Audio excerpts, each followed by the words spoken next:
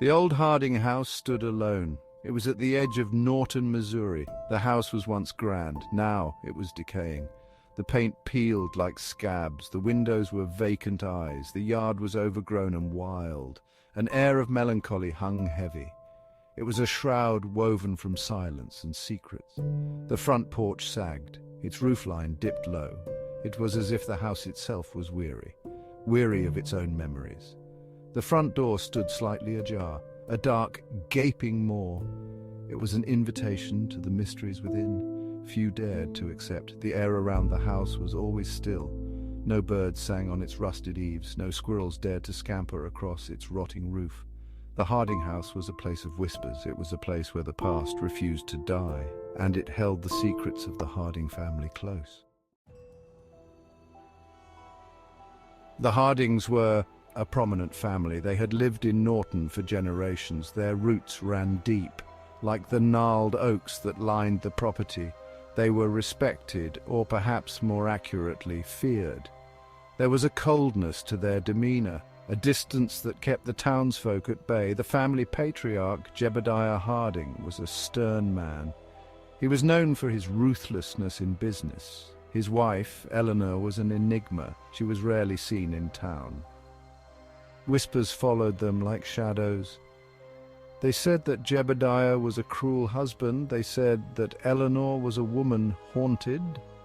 But whispers were all they were. No one dared to question the Hardings directly, not with their piercing gazes and icy silences. Matilda was the youngest of the Hardings.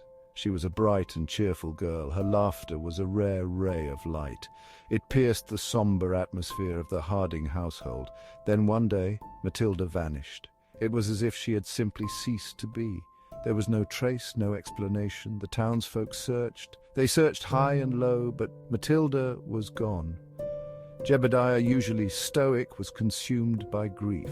He aged decades in days. His hair turned white as snow. Eleanor, already withdrawn, retreated further. She became a wraith. She wandered the halls of the Harding house, calling for her lost daughter. Section 4. A peculiar discovery. Years passed. The Hardings became a memory, a cautionary tale whispered by the firelight. The house stood empty, a monument to tragedy and unanswered questions. Then Reverend J. Gruber, new to Norton, decided to visit the house. He was a man of God, and he felt it was his duty to confront the darkness that clung to the Harding residence. He asked the town lawyer, a pragmatic man named Hyatt, to accompany him.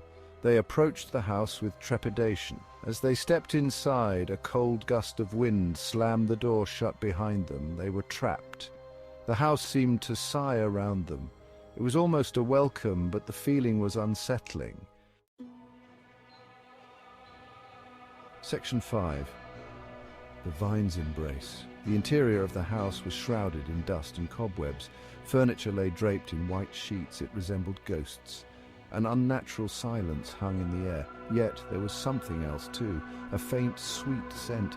It was unfamiliar, yet strangely alluring. They followed the scent.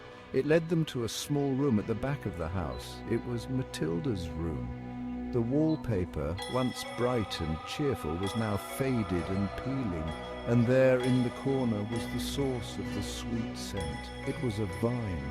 It was unlike any they had ever seen. The vine was thick and gnarled. Its leaves were a deep, almost unnatural shade of green, and it was blooming. The flowers were a vibrant purple, their petals delicate and strangely luminous. The vine snaked its way up the wall. It seemed to pulse with an unnatural energy.